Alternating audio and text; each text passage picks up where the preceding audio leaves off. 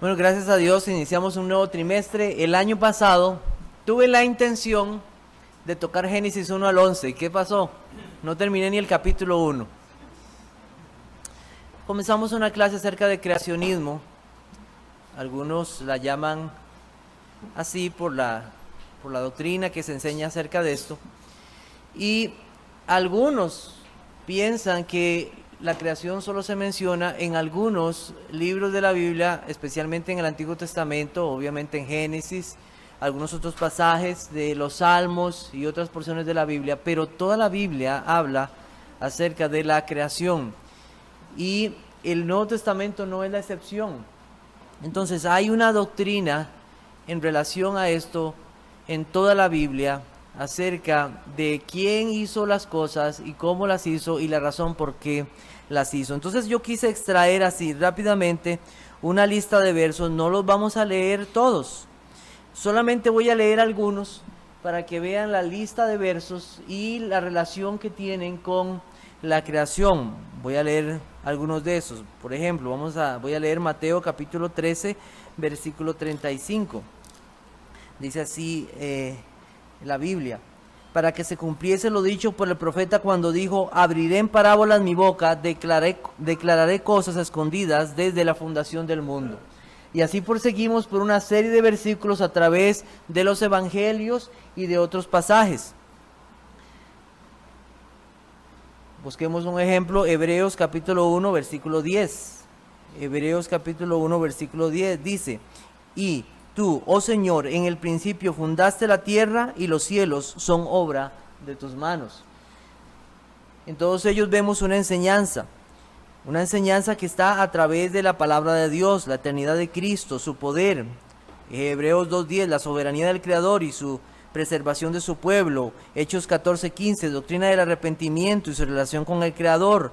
Hechos 17.26, la procedencia de toda la humanidad. Romanos 1.20, la existencia del Dios único y revelado en la creación.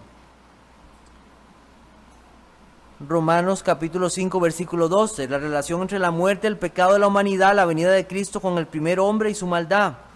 Primera de Corintios 11.8 y 9, el principio de autoridad de la iglesia y en el hogar desde la creación. Primera de Corintios 15.21, la muerte de Adán y la resurrección de Cristo. Y así podemos seguir por una cantidad de pasajes hasta llegar casi hasta el Apocalipsis. Voy a leer uno, primero que tenemos en esa firmina. Santiago 3.9 dice: el amor al prójimo y su relación con la creación. Segunda de Pedro 3.5 y 6, un juicio final y universal. Apocalipsis 4.11, la adoración a Dios y su fundamento. El fin de los tiempos y la creación, el juicio final para todos delante del Creador. Y Apocalipsis 22.3 y 14, toda maldición es quitada y el reino eterno es instalado sin pecado como al principio. Entonces, por toda la Biblia nosotros tenemos enseñanza acerca de la creación. No es algo que está solamente en Génesis. ¿Debemos estudiarla? Claro, debemos estudiarla. Y debemos estudiarla a profundidad. Cuando muchas veces tenemos un pasaje en la Biblia que muchas veces no entendemos, una de las leyes de hermenéutica es ir por primera vez a aquel pasaje donde primero apareció esa palabra o esa frase. Y muchas de las enseñanzas que nosotros tenemos a través de toda la Biblia tienen su iniciación ¿dónde? En Génesis específicamente. ¿Dónde sabemos acerca del matrimonio? En Génesis. ¿Dónde sabemos del día de reposo? En Génesis. ¿Dónde sabemos acerca del pecado? En Génesis. ¿Cómo sabemos cómo fuimos hechos y por qué razón fuimos hechos y a semejanza de quién fuimos hechos? En Génesis. ¿Cuál es el propósito nuestro? Un montón de enseñanzas están atadas a Génesis y especialmente en los primeros capítulos de Génesis. Nosotros vamos a tratar de estudiar y ampliar. Mi propósito hoy es hacer un resumen, una clase resumen de lo que vimos la semana pasada, y a partir de la próxima semana vamos a continuar, terminar el párrafo 2 de la confesión, terminar el párrafo 3 de la confesión que nos habla de la creación, y finalmente avanzar hasta el capítulo 11 de Génesis, viendo porciones en cada una de las lecciones de lo que podamos avanzar. Entonces, ¿por qué estudiamos Génesis? ¿Cuál es la razón de estudiar la creación específicamente? Porque queremos conocer más a nuestro Dios. Queremos conocer a aquel que nos creó. Queremos saber algo de cómo hizo Él todas las cosas. Mi propósito no es que podamos encontrar respuesta a todas las cosas, porque indudablemente no la vamos a encontrar. En estos días escuché un pensamiento que me hizo considerar esto. Algunos han escuchado de un hombre que se llama Albert Einstein, que vivió hace muchos años, un genio, un matemático, un físico, una mente prodigiosa. El Señor le dio esa mente para hacer las cosas que él hizo. Y una vez le preguntaron a su esposa que si ella entendía lo que su esposo explicaba. Y ella dijo, vea, yo no entiendo o entiendo muy poquito de lo que mi esposo explica, pero sí quiero decirle algo. Yo no conozco todo acerca de lo que él dice, pero sí lo conozco a él. Y así queremos ser nosotros. Tal vez no podemos conocer todas las cosas de Dios, porque Él es un Dios infinito y nuestras mentes son finitas, pero sí podemos conocerlo conforme Él se ha revelado. Entonces eso queremos conocer a nuestro Dios, y obviamente la creación está enlazada al Evangelio. El Evangelio nunca deja de lado la creación, porque nos presenta a nosotros como hombres y mujeres que vamos a tener que dar cuenta delante del Creador. Y una de las doctrinas más atacadas hoy día es la existencia de un Dios. ¿Y a dónde se ataca? Génesis. Existe Dios, y entonces muchos van a Génesis. Y conforme se acerca la venida de nuestro Señor Jesucristo, nosotros vamos a ir viendo más esto. Vamos a buscar un momento Mateo capítulo 24, versículo 37. Mateo 24, 37. Dice: mas como en los días de Noé, así será la venida del Hijo del Hombre. Porque como en los días antes del diluvio, estaban comiendo y bebiendo, casándose y dando en casamiento hasta el día en que Noé entró en el arca. Y no entendieron hasta que vino el diluvio y se los llevó a todos. Así será también la venida del Hijo del Hombre. ¿Tiene algo de malo casarse? No, es algo bueno, es algo que Dios manda. Lo que está enseñando ese pasaje es que la gente hacía y vivía sin considerar a Dios en sus vidas. Hoy tenemos eso mismo. ¿Y qué dice el Señor? Que antes de su venida, esta será la condición de la humanidad. Y yo pienso que estamos cada vez más cerca de la venida de nuestro Señor Jesucristo. Amén. Pero entonces queremos considerar estas cosas y cómo el mundo ha visto la creación y cómo la Biblia nos presenta esto. La Confesión de Fe de Londres de 1689, si esta es su primera vez con nosotros, queremos decirle que esta iglesia está adherida a una confesión. Una confesión es algo que confesamos de la Biblia, todos. Y esta iglesia ha abrazado una confesión que no es perfecta, pero sí nos ayuda en el entendimiento de muchas de las doctrinas bíblicas, editada por hombres piadosos, que puede y tiene errores, pero que es consistente hasta donde hemos visto con la palabra del Señor. Nuestra única regla infalible de fe y práctica no es este libro, es la palabra del Señor. Pero aquí están contenidas doctrinas que nos ayudan a entender mejor y de una forma resumida lo que muchos cristianos a través de los tiempos han dicho acerca de la palabra de Dios. Entonces, si usted tiene su confesión, en el capítulo 4, el párrafo 1 comenzaba así. Dice: en el principio agradó a Dios Padre, Hijo y Espíritu Santo, para la manifestación de la gloria de su poder, sabiduría y bondad eternos, crear o hacer el mundo y todas las cosas que en él hay, ya sean visibles o invisibles, en el lapso de 6 días, y todas muy buenas. Todo creyente a través de los tiempos declara esta realidad y declara esta verdad. Hay un Dios verdadero. Hay un Dios que hizo todas las cosas, y todas las cosas las hizo para su gloria. Así es como los cristianos han declarado estas verdades. con la clase que vimos el año pasado, nosotros vimos los términos de creacionismo. Es un vocablo formado del término creación, palabra que se deriva del latín creatio, que significa crear o establecer. A esto se le suma el sufijo ismo, proveniente del latín ismus, que significa doctrina o creencia. También vimos la explicación de la evolución. El concepto de evolución proviene del término latino evolutio y hace referencia al verbo evolucionar y a sus efectos. Esta acción está vinculada con un cambio de estado o un despliegue o desenvolvimiento, y su resultado es un nuevo aspecto o forma del elemento en cuestión. Nosotros entonces estudiamos la Biblia y Génesis capítulo 1. Vamos a Génesis capítulo 1. Y ahí comenzamos nuestro estudio acerca de este tema. Génesis es uno de los libros que fue escrito por Moisés, inspirado por el Espíritu Santo. ¿Estuvo Moisés en la creación? ¿Quién fue el único? Levante su mano el que estuvo ahí en la creación. ¿Hay algún ser humano que pueda levantar su mano y decir que estuvo ahí? Solo hubo un testigo de la creación y fue su propio creador, y es Dios. Y él inspiró a Moisés a escribir estas cosas como las tenemos hoy aquí. Nosotros vimos que Génesis, y especialmente los primeros capítulos, no hay nada alegórico.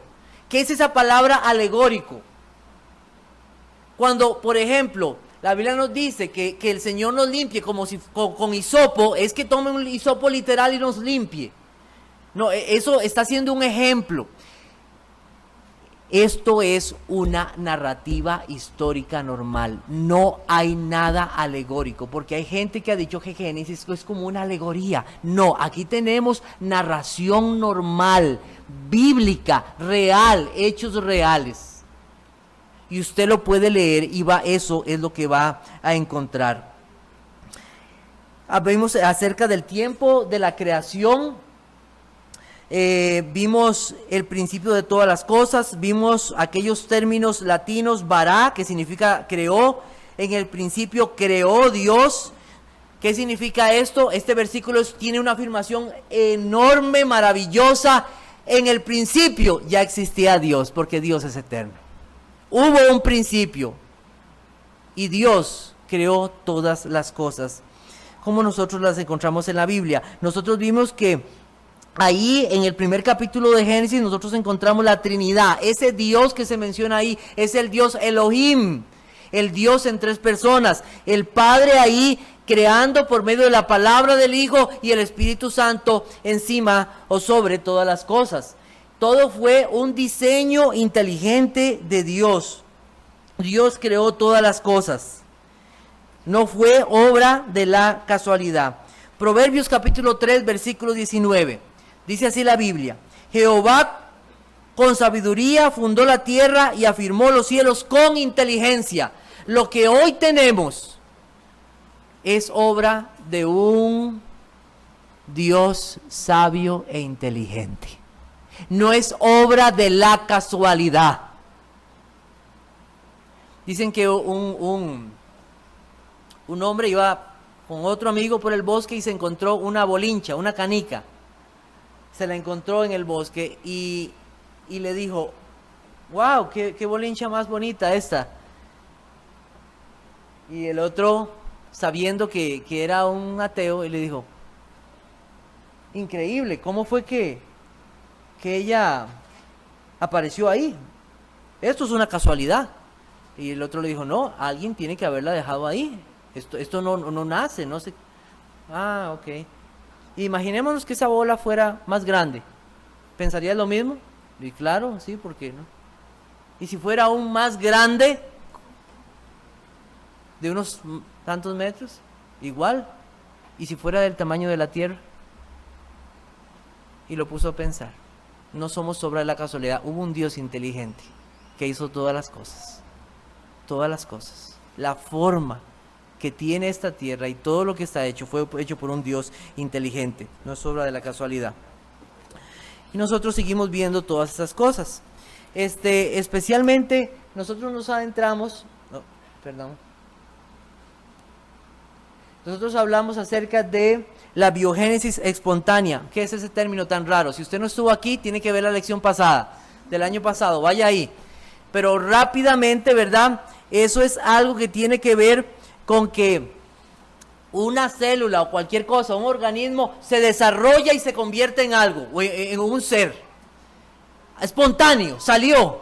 De eso es lo que trata. No fue lo que encontramos en la Biblia, sino un diseño inteligente. Y hablamos del ADN, un poco del ADN. Y vimos que no es casualidad. Todo lo que se requiere para la vida, Dios lo puso ahí. Y en esto de ser espontáneo, muchos estudios han demostrado que si eso hubiese sido así, en el principio de todas las cosas, esa espontaneidad, más bien lo que hubiera dado es a la destrucción y no a la creación. Eso es lo que hubiera dado. No reproducción, sino destrucción. Entonces, la causa de todas las cosas es Dios y fue Dios. Y quiero darles un ejemplo de esto, que tal vez no lo di la ocasión anterior. Y hablamos de algo que se llama complejidad específica y límites genéticos. La genética tiene límites y Dios le puso límites. Las especies se pueden cruzar entre ellos mismos como especies, pero eso tiene límites. Darles un ejemplo. Cuando usted toma una yegua y la cruza con un burro, ¿alguien sabe cuál es el resultado? ¿Cómo se llama? Un mulo. Se llama un mulo. El mulo es infértil. La yegua o el caballo tiene 64 cromosomas y el burro 62. Y lo que sale es un mulo que tiene 63 cromosomas y no puede reproducirse. Se necesitan pares de cromosomas para reproducirse. Esto es complejidad específica. Dios ha puesto límites a esto. Entonces esa teoría de que aquel animal y que el perro después evolucionó y se convirtió en caballo, eso es una mentira. No hay tal cosa como eso. En la célula, que está la información del ADN, la base de todo organismo, y las sustancias básicas que están ahí, esas sustancias que son aminoácidos y otras cosas, llegan a 3.000 millones. 3.000 millones. Y nosotros tenemos trillones de células. Eso no es obra de la casualidad. Hubo un Dios creador. Se dice que la información contenida en el ADN es más o menos parecida a los 32 tomos de la Enciclopedia Británica. Si usted alguna vez ha escuchado eso, puede ir a buscarlo en internet. Son unos tomos de este tamaño. La información contenida en el ADN. Y cambiar algo de eso puede traer la muerte o serias deformaciones. Entonces, no es obra de la casualidad que nosotros seamos hoy como somos o veamos todo en la creación. Nosotros vimos también el tiempo de la creación y tuvimos dos posiciones, ¿verdad? Que es la posición secular, donde apareció aquello que fue el Big Bang, ¿verdad? La explosión, la que la gente habla de eso. Y trillones y millones de años hasta lo que tenemos hoy. Y cuando usted abre los libros de ciencias, usted ve en uno que dice tantos millones y en el otro dice tantos millones y dice, pero ¿quién tiene la verdad? Es porque no tienen la verdad. Porque siempre van a hacer más años para ver si les alcanza el tiempo para que les llegue a la evolución. Porque no les alcanza. Esa es parte de la razón de eso. La Biblia nos dice cómo fueron creadas todas las cosas. ¿Cuál es la cosmovisión bíblica que nosotros tenemos? Es que Dios creó todas las cosas completas y maduras en 6 días de 24 horas. ¿Cuántos dicen amén? Amén. Esa es la verdad que nosotros encontramos en la palabra de Dios. Y nosotros rechazamos la teoría del salto. ¿Qué es eso del salto? Génesis capítulo 1, versículos 1 y 2. Estamos en un resumen, aquí vamos como por la lección 6 del año pasado, ya. En el principio creó Dios los cielos y la tierra estaba desordenada y vacía, y las tinieblas estaban sobre la faz del abismo, y el Espíritu de Dios se movía sobre la faz de las aguas. Muchos dicen, y especialmente los que han leído los comentarios de la Biblia Scofield. Esa Biblia en sus comentarios dice que en esos primeros versos la Biblia enseña que hay un salto. ¿Qué es ese salto? Millones o miles de años antes de que Dios comenzara a crear todas las cosas. De eso trata, pero la Biblia no enseña eso. La Biblia una y otra vez dice la siguiente frase: y fue la tarde y la mañana un día. Esa es la verdad de las Escrituras. Y el Señor en su sabiduría, eso lo repite una y otra vez para aquellos que tratan de negar esta verdad. Entonces nosotros estudiamos eso y también estudiamos algunos términos importantes que para nosotros fue de mucha bendición. Hablamos acerca de las separaciones. Ahí nosotros encontramos cosas muy importantes. Dios hizo 3 separaciones cuando nosotros vimos, y la Biblia se refiere mucho a eso. Cuando nosotros vemos el poder de Dios que dice que saca a una persona de las tinieblas a su luz admirable, ¿sabe a qué se está refiriendo eso? El apóstol, cuando habla acerca de eso, está refiriendo aquí lo que pasó en Génesis. El Señor separó la luz de las tinieblas. Ese es el poder de Dios. Cuando nosotros creemos que Dios en su poder puede sacar a una persona de las tinieblas, lo creemos porque Él hace cosas milagrosas como lo hizo aquí en Génesis. Él separó la luz de las tinieblas. Él es un Dios maravilloso. Nosotros también vimos aquella frase maravillosa en hebreo que es tohu babohu, que era desolado y vacío. Todo estaba desolado y vacío, como dice ahí la palabra del Señor, y Dios comenzó a dar forma a todo aquello que Él había creado. También tuvimos una incógnita, no sé si recuerdan, versículo 3, y dijo Dios: sea la luz, y fue la luz. ¿Cómo luz si no había sol todavía? Y no hay estrellas. Esa fue una de las incógnitas, ¿verdad? ¿Recuerdan? Apocalipsis 21:23. Apocalipsis 21:23. Para Dios no hay nada imposible. Dice así: la ciudad no tiene necesidad de sol ni de luna que brille en ella, porque la gloria de Dios la ilumina y el Cordero es su lumbrera. No se necesita de sol ni de luna para que haya luz. Es un Dios poderoso, es un Dios que ha hecho todas las cosas. Bueno, vimos la mentira, ¿verdad?, de que la tierra tuviera miles o millones de años. Y también vimos aquella teoría de los judíos acerca de el domo. ¿Ustedes recuerdan eso? Que yo les hablé del domo, ¿algunos recuerdan? Los judíos pensaban que, como está explicada ahí la Biblia, hablan de esa expansión, hablan de los cielos y de la tierra, y se pensaba que había como un domo al inicio, más que también no había llovido. Algo de eso se hablaba, aunque la Biblia no es, así pensaban los judíos acerca de la creación, como una cubierta que cubría toda la tierra. Y nosotros vimos el despliegue maravilloso de Dios en todas las cosas. Vimos la complejidad y lo maravilloso de la creación de Dios, y tomamos ejemplos como estos. Ustedes recordarán, ¿cuántos han visto un carpintero? Un animal muy bello, muy hermoso. Y los golpes que él da a un árbol, es como agarrar usted su cabeza y comenzar a darse golpes. Pero en el carpintero, a él no le da dolor de cabeza cuando hace eso, porque Dios los diseñó de tal manera que en su interior Él tiene unos sistemas, unos músculos que amortiguan ese golpe para que Él no muera haciendo eso. Si eso hubiera sido un paso evolutivo, hubiera muerto. ¿Entienden? Se hubieran muerto todos los pájaros, ninguno sobrevive. No hubiera habido pastilla para el dolor de cabeza que le hubiera podido dar solución a su problema. ¿Por qué? Porque ya Dios lo creó así. Dios creó todas las cosas maduras. Si usted agarraba un árbol y veía los anillos de un árbol que Dios creó cuando Él hizo todas las cosas, usted vería un árbol de 100 años. ¿Y cuándo fue hecho? Ayer.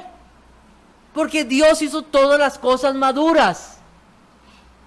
Y nosotros vimos eso porque para Dios, que estableció las leyes, y eso es algo importante, Él es la causa primaria de todas las cosas y Él ha establecido leyes para todas las cosas, pero Él está sobre aún esas leyes que Él ha hecho, y Él las puede hacer como Él quiera, porque Él es el creador y Él determina todas las cosas. Cuando el Señor Jesucristo convirtió agua en vino, Él lo hizo en un momento, fue un milagro, y no creó cualquier vino, sino el mejor vino.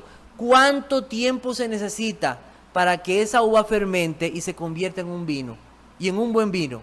Años. Y el Señor lo hizo en cuestión de instantes. Para Dios no hay nada imposible. Entonces nosotros vimos ese despliegue maravilloso del poder de Dios. Lo vimos en muchos animales, ustedes recordarán, en la vaca, lo vimos en el ornitorrinco, eso que hablaban, que ese es el eslabón perdido. Nada de eslabón perdido. No había nada de eso. Vimos los dinosaurios. Dios creó los dinosaurios. Así es, ¿no? Algunos piensan que los cristianos escondemos eso. No, ahí está en la palabra de Dios. Y la Biblia nos habla, especialmente en Job, algunas de esas cosas. Y también hablamos de el escarabajo bombardero, que si alguno quiere estudiar más de eso, puede ir a internet y ver ese animal. Y lo que dijimos es cómo no murió en todos sus intentos de hacer lo que hace, porque Dios lo creó así. Y es algo realmente maravilloso el poder de Dios. Es algo del poder de Dios. Un hombre llamado Gresham Machen, en su libro Visión Cristiana del Hombre, dice: el simple cristiano, con la Biblia ante los ojos, tiene la respuesta. La causa primaria es Dios. El universo comenzó a existir, dice, por un acto voluntario de una persona infinita y eterna. Amén por esa frase. Así es. El cristiano cree verdaderamente que Dios creó todas las cosas y que las dice aquí como está en su palabra. Aunque no podamos entender todas las cosas, el cristiano cree con su Biblia abierta que esta es la verdad del Señor. Y algunas cosas debieron de quedar claras para nosotros en aquella ocasión. Nosotros rechazamos algunas enseñanzas falsas que se dan a través que se han dado a través de los tiempos. Nosotros rechazamos esa enseñanza falsa del panteísmo. Muchas religiones a través del mundo hablan de un creador, ¿verdad? Muchas. Los hindúes y bueno, hablan acerca de la creación. Los chinos tienen historias acerca de esto. Pero muchas de esas historias lo que dicen y están relacionadas al panteísmo. ¿Qué es esta enseñanza? Dios es todo y todo es Dios. La Biblia no nos dice eso. Él es el creador y nosotros somos las criaturas. Y hay una distancia infinita entre el creador y sus criaturas. Ninguno de nosotros somos dioses. Ninguno de nosotros puede considerar nunca, y aunque la Biblia dice que hemos sido hechos a semejanza de Dios y a su imagen, jamás la Biblia nos compara a Dios. Él es el creador de todas las cosas. También hablamos del uniformismo. Esa es otra enseñanza que no está en la Biblia. ¿Qué es el uniformismo? El uniformismo era aquella enseñanza que dice que todas las cosas permanecen igual desde que fueron hechas y que no ha habido intervención de Dios y que no la habrá jamás. ¿Dónde encontramos esa mentira? En 2 de Pedro capítulo 3 versículo 9. Podemos ir allá un momento y ver esa falsa enseñanza. 2 de Pedro capítulo 3 versículo 9. Dice el versículo 4, dice diciendo: ¿dónde está la promesa de su advenimiento? Porque desde el día en que los padres durmieron, todas las cosas permanecen así como desde el principio de la creación. ¿Qué es lo que está explicando ahí? Por eso es que esta tierra lleva miles de millones de años, porque nunca ha pasado nada desde la creación. No, sí pasó algo. tiempo después de la creación, ¿qué pasó? Dice Pedro, vino un diluvio. Y todas las cosas fueron cambiadas de como fueron al inicio. Dios ha intervenido en su creación, la sostiene, la gobierna, la protege en su providencia. Él es un Dios que sostiene todas las cosas. Entonces no creemos la enseñanza del uniformismo y tampoco la evolución teísta. Hay cristianos que no sé si yo podría decirlo así, me cuesta decirlo, que creen en la evolución teísta. Todavía no puedo yo comprender cómo un cristiano puede creer que Dios usó la evolución. Si usted lee la Biblia, usted va a encontrar totalmente otra cosa. Dios no necesitó la evolución. La evolución es un invento humano. Dios en su infinita sabiduría e inteligencia hizo todas las cosas. Entonces, no creemos como muchos en la evolución teísta. Es una enseñanza falsa. Entonces,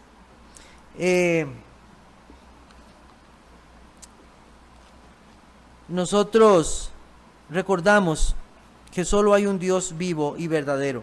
Y recordamos el comentario que hizo, o más bien quiero traer a ustedes el comentario de este hombre Machen, que dijo al versículo de Génesis capítulo 1, versículo 31, y vio Dios todo lo que había hecho, y he aquí que era bueno en gran manera, y fue la tarde y la mañana el día sexto.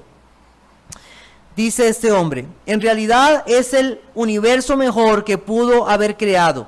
Dios nunca se contenta con mediocridades. Su sabiduría y poder no conocen límites. Nada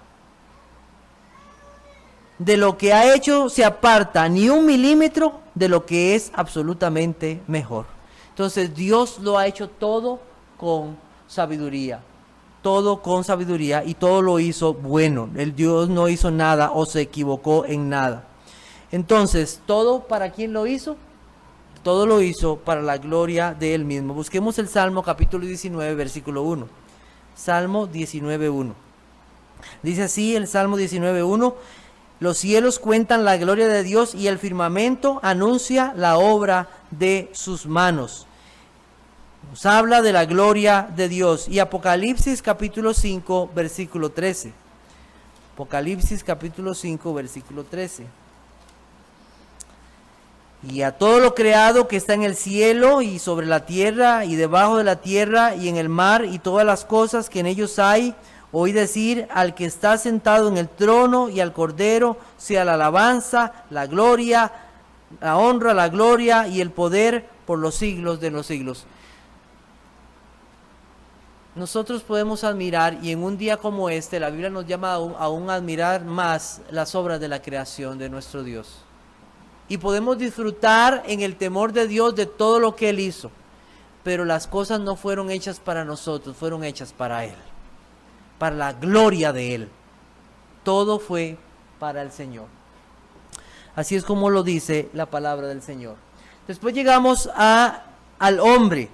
En Génesis capítulo 1, versículo 27.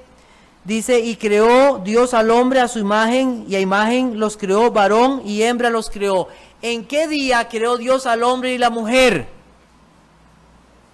En el sexto día. El capítulo 2 de Génesis es una ampliación de esta realidad.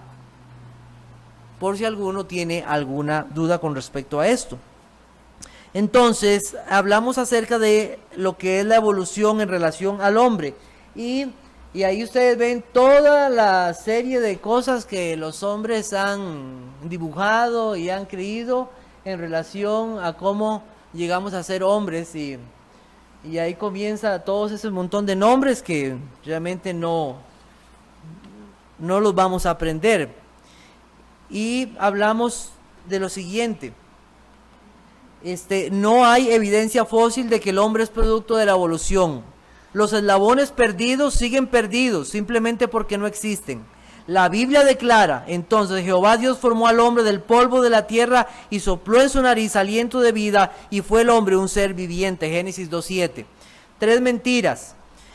Combinar huesos fosilizados de simios y de humanos y luego formar de los dos un hombre, simio, individual y verdadero. Eso fue una de las mentiras. 2. Hacer hincapié en ciertos atributos humanos de los seres fosilizados, de los huesos fosilizados de simios, y con cierta imaginación elevar la categoría de los simios para que sean más parecidos al hombre.